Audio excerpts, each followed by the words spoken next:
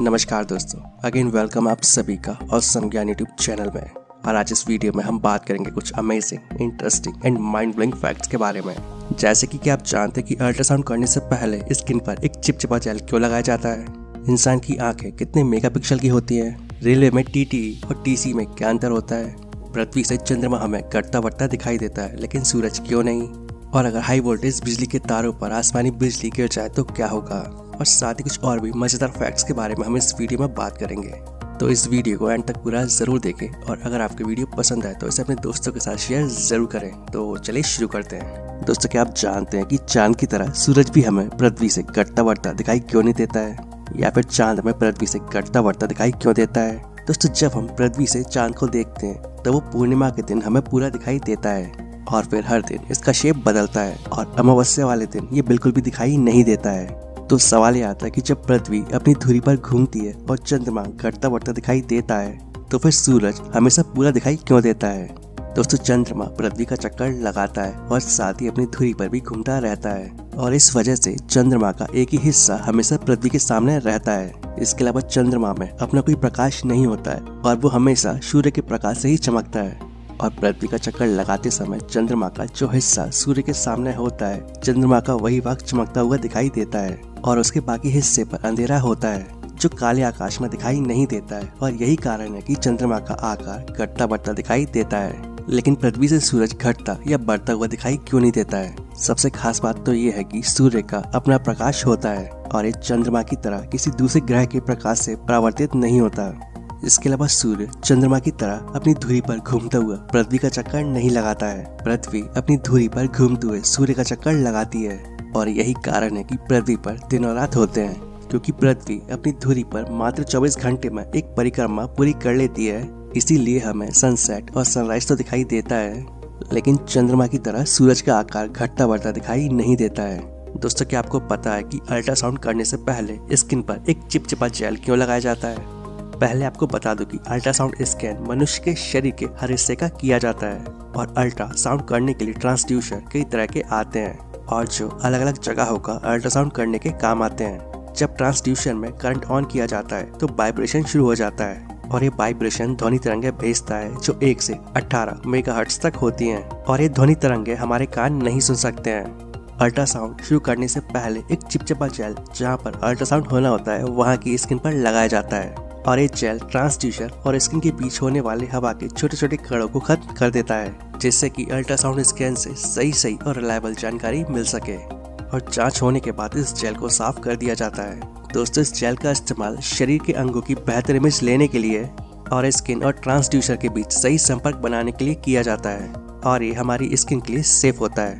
इसके अलावा क्या आपको पता है कि वेबिनार और सेमिनार में क्या अंतर होता है? तो आपको बता दूं कि सेमिनार किसी ऑर्गेनाइजेशन या किसी प्रोफेशनल व्यक्ति द्वारा आयोजित मीटिंग या सभा को कहते हैं, जहां किसी पहले से तय सब्जेक्ट पर चर्चा की जाती है। लेकिन कोरोना वायरस महामारी के बाद वेबिनार शब्द चर्चा में आया है, और आपको बता दूं कि वेबिनार सेमिनार का ही एक रूप है। अंतर सिर्फ इतना होता है कि इसमें इंटरनेट के माध्यम से वीडियो कॉन्फ्रेंसिंग के जरिए मीटिंग की जाती है, और इसी वजह से इसे वेबिनार कहा जाता है। इसके अलावा क्या आप जानते हैं कि टीसी और टीटी में क्या अंतर होता है? तो आपको बता दो कि टीटी का मतलब होता है ट्रैवल टिकट एग्जामिनर, यानी कि जो चलती ट्रेन में यात्रियों की टिकट चेक करता है उसे टीटी कहते हैं। और वहीं अब अगर हम बात करें टीसी की, तो टीसी का मतलब होता है टिकट कलेक्टर, यानी कि जो टिकट कलेक्ट करते हैं, यानी कि रेलवे स्टेशन पर जो यात्रियों की टिकट कलेक्ट करते हैं उन्हें टीसी कहते हैं। लेकिन प्रेजेंट में रेलवे ने टिकट कलेक्टर यानी कि टीसी की पोस्ट का नाम बदलकर टीई यानी कि टिकट एग्जामिनर कर दिया है, और जो रेलवे स्टेशन पर ड्यूटी करते हैं। और यही टीई यानी कि टिकट एग्जामिनर जब ट्रेन में ड्यूटी करने लगते हैं तो इन्हें ही टीटीई यानी कि ट्रैवल टिकट एग्जामिनर कहा जाता है। क्या आपको पता है कि कोर्ट में जज के पास लकड़ी का हथौड़ा क्यों होता है? दोस्तों, आपने देखा होगा कि कोर्ट में जज की टेबल पर लकड़ी का एक हथौड़ा रखा होता है। कोर्ट रूम में जब भी शोर शराबा होता है तो वकीलों को चुप कराने के लिए जज लकड़ी के हथौड़े से अपनी टेबल पर रखे लकड़ी के टुकड़े को ठोकते हैं, और फिर एक आवाज होती है, और जिसका मतलब होता है कि सभी लोग चुप हो जाएं। पहले आपको बता दूं कि इस हथौड़े को तकनीकी भाषा में गैवल कहा जाता है, और इस गैवल का इस्तेमाल भारत में ब्रिटिश काल के समय होता था, और अब शायद ही किसी कोर्ट में इसका इस्तेमाल होता हो। गैवल की उत्पत्ति इंग्लैंड में हुई थी। तब वह हमेशा अदालतों में किराएदारों और मकान मालिकों के बीच विवाद होता था तब पूरे कोर्ट रूम में काफी ज्यादा शोर शराबा होने लगता था और फिर कोर्ट रूम को शांत और व्यवस्थित करने के लिए जज लकड़ी की मेज को पीटते थे। लेकिन फिर धीरे धीरे इसकी जगह लकड़ी के एक हथौड़े ने ले ली। वैसे अब गैवल का इस्तेमाल भारतीय अदालतों में ना के बराबर होता है। हालांकि विदेशों की अदालत में गैवल का इस्तेमाल किया जाता है और गैवल अदालत में न्यायिक शक्ति का प्रतिनिधित्व करता है। और ऐसे ही आपने घरों की नीलामी में भी देखा होगा, जहां नीलामी की आखिरी बोली पर हथौड़े से बोली को अंतिम करार दिया जाता है और यहाँ पर भी हथौड़ा शक्ति का प्रतिनिधित्व करता है। दोस्तों इसके अलावा क्या आप जानते हैं कि इंसान की आंखें कितने मेगापिक्सल की होती हैं? दोस्तों हमारी आंखें हमारे लिए बेहद जरूरी होती हैं और इन्हीं आंखों की वजह से हम दुनिया को देख पाते हैं। लेकिन क्या आपने कभी सोचा है कि हमारी आंखें कितने मेगापिक्सल की होती हैं? दोस्तों इंसान की दोनों आंखें मिलाकर उसके चारों तरफ का जो व्यू होता है उसकी इमेज मस्तिष्क तक पहुंचती है और कुल मिलाकर ये एक बहुत बड़े एरिया की इमेज बनाती है। और एक रिसर्च के अनुसार एक साधारण मनुष्य की आंखों में 24,000 × 24,000 पिक्सल होते हैं और जो 576 मेगापिक्सल के बराबर होते हैं, यानी कि इंसान की आंखें 576 मेगापिक्सल की होती हैं। दोस्तों क्या आपने कभी सोचा है कि हाई वोल्टेज बिजली के तारों पर आसमानी बिजली गिर जाए तो क्या होगा? तो आपको बता दो कि हाई वोल्टेज बिजली के तारों के ऊंचे टावरों पर कई बार बिजली गिरती है और यहाँ तक कि छोटे लाइट पोलों पर भी कई बार बिजली गिरती है।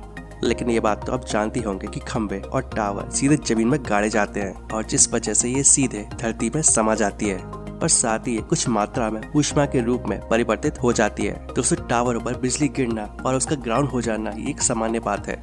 लेकिन अगर ये बिजली तारों पर गिरती है तो हम जानते हैं कि तारों का नेटवर्क बहुत बड़ा होता है और जिस पॉइंट के ऊपर तार पर बिजली गिरती है वहाँ से वो बिजली के तारों से होते हुए सीधे टावर तक पहुँचती है और इन टावरों पर इंसुलेटर लगे होते हैं। इनकी सहायता से इनका अधिकांश भाग टावरों में चला जाता है और वहाँ से वो बिजली धरती में समा जाती है और ये प्रोसेस तार के उस पॉइंट के दोनों ओर होती है, क्योंकि उस तार पर बिजली गिरने के बाद उस तार के दोनों ओर जाती है और उसे जमीन तक भेजने में टावर पर लगे सस्पेंशन इंसुलेटर बेहद महत्वपूर्ण भूमिका निभाते हैं।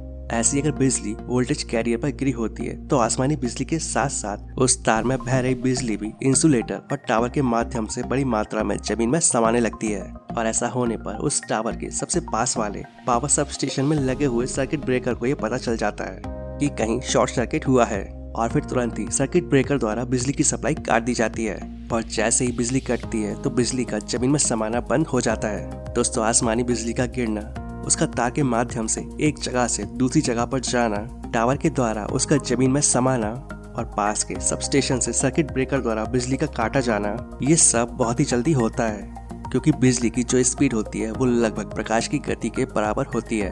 तो दोस्तों उम्मीद करता हूँ आपको वीडियो पसंद आया होगा। वीडियो अच्छा लगे तो वीडियो को प्लीज लाइक एंड शेयर जरूर करें। ऐसे इन्फॉर्मेटिव वीडियोस आगे भी देखने के लिए इस चैनल को सब्सक्राइब कर ले और अगर आपके कोई सवाल या सुझाव है नीचे कमेंट बॉक्स में कमेंट करके बताएं। And thanks for watching.